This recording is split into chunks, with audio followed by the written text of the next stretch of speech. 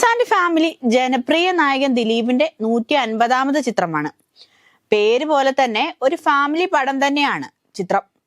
ആദ്യകാലങ്ങളിലെ ദിലീപ് ചിത്രങ്ങൾ കാണുന്നത് പോലെ തന്നെ കണ്ടിരിക്കാൻ പറ്റിയ ഒരു പടം തന്നെയാണ് പ്രിൻസ് ആൻഡ് ഫാമിലിയും. കാലത്തിനൊത്ത് വേഷം മാറാൻ കഴിയുന്ന ഒരു കഴിവ് ദിലീപിനുണ്ടെന്ന് ഈ ചിത്രത്തിലൂടെ വീണ്ടും തെളിയിക്കപ്പെട്ടിട്ടുണ്ട്.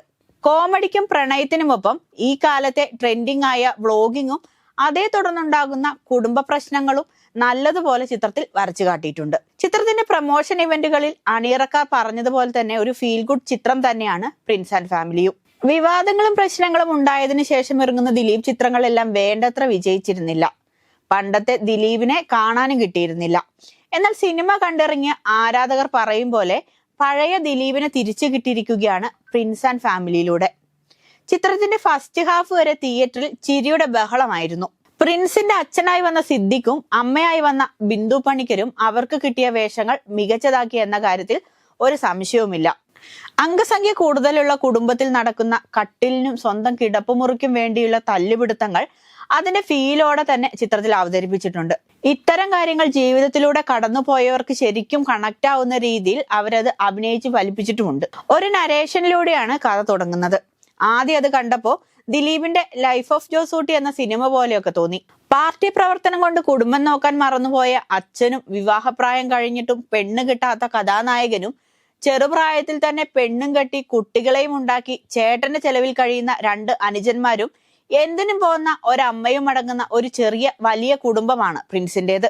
സ്വന്തമായ ഒരു സ്ഥാപനവും അതിൽ കുറച്ച് ജോലിക്കാരും എല്ലാം ഉണ്ട് പ്രിൻസിന്. പിന്നെ ഈ സിനിമയിൽ എടുത്തു പറയേണ്ട ഒന്ന്, പ്രിൻസിന് ശത്രുക്കളോ എതിരാളികളോ ഇല്ല എന്നതാണ്. അങ്ങനെ ഒരു അടിയോ ബഹളമോ ചിത്രത്തിലില്ല. പ്രിൻസിന് ചുറ്റുമുള്ളവരെല്ലാവരും പ്രിൻസിനെ സ്നേഹിക്കുന്നവരും പ്രിൻസ് സ്നേഹിക്കുന്നവരുമാണ്. മനസ്സ് വല്ലാതെ മടുത്തിരിക്കുന്നവർക്ക് പോയി കാണാൻ പറ്റിയ ഒരു നല്ല ചിത്രമാണിതെന്ന് ഞാൻ പറയും. കാരണം സിനിമ കണ്ട് പുറത്തിറങ്ങിയാൽ മനസ്സിലെ ഭാരങ്ങളൊക്കെ ഒഴിഞ്ഞു പോയതുപോലെ തോന്നും. അത്രയ്ക്ക് ചിരിക്കാനുള്ളത് കൊണ്ടായിരിക്കും ചിലപ്പോ. ഈ സിനിമയിൽ എടുത്തു പറയേണ്ട 2 കഥാപാത്രങ്ങളാണ് ജോണി ആന്റണി അവതരിപ്പിക്കുന്ന KK എന്ന സുഹൃത്തും മഞ്ജു പിള്ള അവതരിപ്പിക്കുന്ന സഫീന എന്ന കഥാപാത്രവും.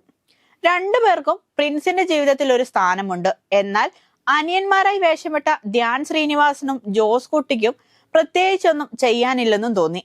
തമാശ നിറഞ്ഞ ആദ്യ പകുതിക്ക് ശേഷം 2ാം പകുതിയിലും കോമഡി ഉണ്ടെങ്കിലും ക്രമേണ ചിത്രം സീരിയസ് ട്രാക്കിലേക്ക് നീങ്ങിയിരുന്നു. ക്ലൈമാക്സിനോട് അടുക്കുമ്പോഴേക്കും പ്രേക്ഷകരെ അസ്വസ്ഥരാക്കുന്ന ചിത്രം അവസാനിക്കുമ്പോൾ നിറചിരിയും അവർക്ക് സമ്മാനിക്കുന്നുണ്ട്.